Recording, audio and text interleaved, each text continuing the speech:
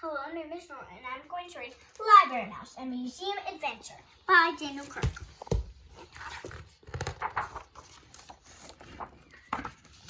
Late one night, Sam the Library Mouse was hard at work. His friend Sarah dropped in and asked, "What are you doing, Sam? Writing a new book?"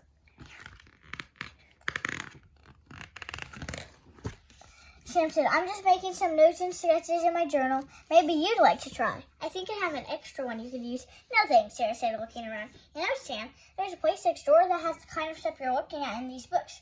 I think they call it a museum. We should go." "What?" Sam cried. "There's a museum right next door?" "Sure," Sarah said. "Come on, let's take a look. This is our chance to have some fun." Sam was nervous. He'd never been outside the library before. He thought about what to do. Finally, he said, "Well, all right, I'll go. I'll take my journal along, but I want you to take one too." "A journal?" Sarah exclaimed. "An explorer can't explore when she's writing in a journal. Explorer wants adventure." "An explorer wants adventure." "Then make an explorer's journal," replied Sam. "You can take a journal anywhere and put anything you want in it, pictures or souvenirs of your trip. You can use it to write down your thoughts and feelings about the things you see or the adventures you have. A museum would be a great place to take a journal." "Okay," Sarah said with a sigh. "I'll take one. But let's get moving. I'm ready for some adventure right now, but..." "Come on," Sarah said. "Explorers move fast." Sam hurried to fill his backpack with supplies and an extra journal for Sarah. The two friends crept beneath the library door and raced across the field beyond to the big building on the hill. Once inside the museum, Sarah quickly found a pretty stamp and a check-in ticket. "Can I put these in my journal?" she asked. "Of course you can," Sam said, feeling very small among the giant and mysterious shadows. Then he glanced up. He let out a squeak when he saw a huge figure looming over him. Look, they're slipping under the window. "Don't worry, Sam. It isn't real," Sarah said. Sam breathed a sigh of relief. "You're right. The sign here says he's from ancient Greece." "But he's broken," said Sarah. "What happened to his spear and shield? And his nose?" "He's very old," Sam said. "I have an idea," Sarah said, getting out her journal. "If I drew a picture of the sculpture, I can make him good. As new. Better even, with some ears and a tail." "That's funny," Sam giggled. "Say, what's over there?"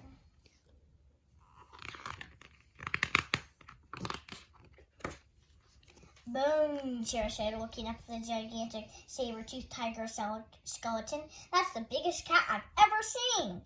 "I've never seen a cat at all," Sam said. "The sign said it's been extinct for 10,000 years. Sam's paw shook as he wrote the numbers in his journal.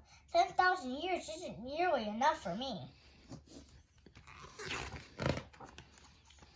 In another room, Sarah asked, "Why did it say that on that broken rock, Sam?"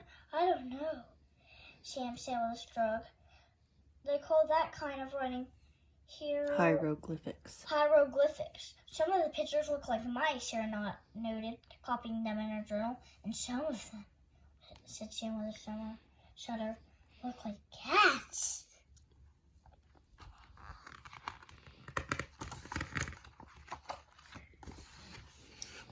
"Look here, there's more stuff from ancient Egypt," Sarah said, "just like what we read about in books back at the library.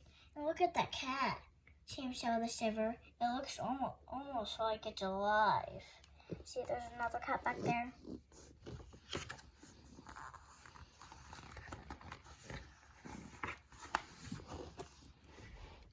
The two friends strolled from room to room. "Check out these paintings," Sarah said. "They're all right, but why aren't there any mice in them?" "They're made by people," Sam said. "But let's keep looking. Maybe we'll find some." Sam and Sarah looked at antique musical instruments, old weapons, and suits of armor. Sarah said, "Sam, I'm going to climb up to the top of that rider's helmet to see what the world looks like from there. I'll make a sketch in my journal, too. Want to come?"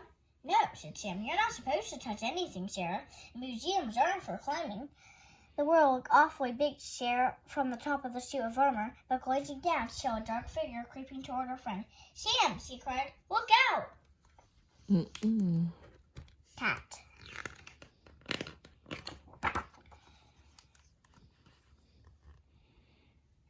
Sarah leapt into the air and landed with a whomp on the cat's head. The two mice scurried away as quickly as their legs could carry them. "Faster, Sam!" she squeaked. "Faster!" They rounded a corridor, found a darkened stairwell, and scampered down the stairs, almost quietly along the wall. "Welcome to the special gallery," she said. "Won't you step inside?"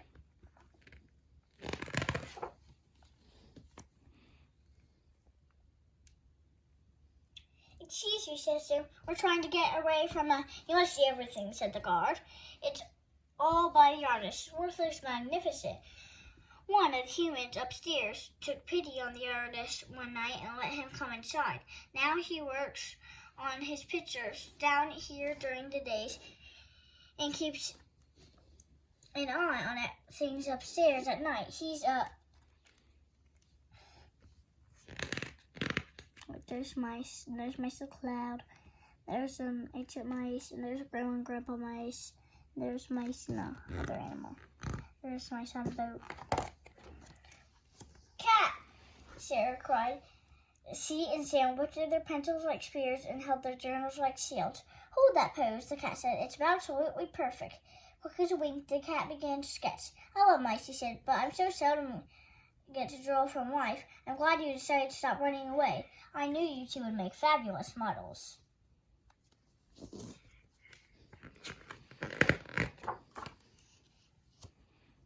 "Meet the artist," said the guard. "A cat," said Sam, trembling. "There's no need to be afraid," the wolf said. "And wait until you see how he's drawn you. It'll be good enough to frame and hang on the wall." "I have an idea," Sarah said. "Maybe when you're finished drawing us, Mr. Artist, I can draw a picture of you in my journal."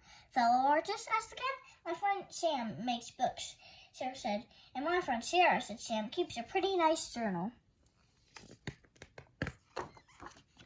When Sarah was finished with her sketch, the guard said, "Wonderful!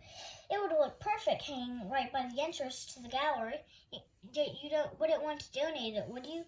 Sarah looked at Sam. "There are a lot of pages in the journal," Sam said. "I don't think it would hurt to spare just one. As long as I have room for the artist's autograph," Sarah said. "I'm not going home without it."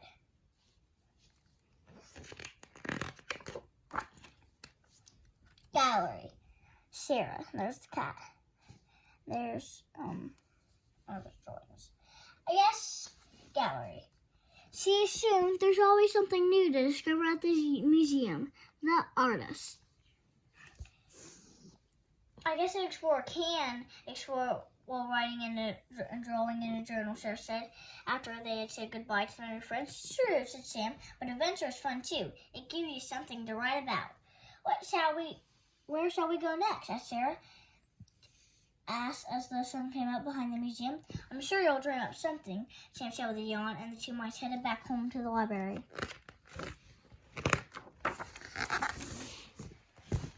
I hope you enjoyed the book Library Mouse, a museum adventure.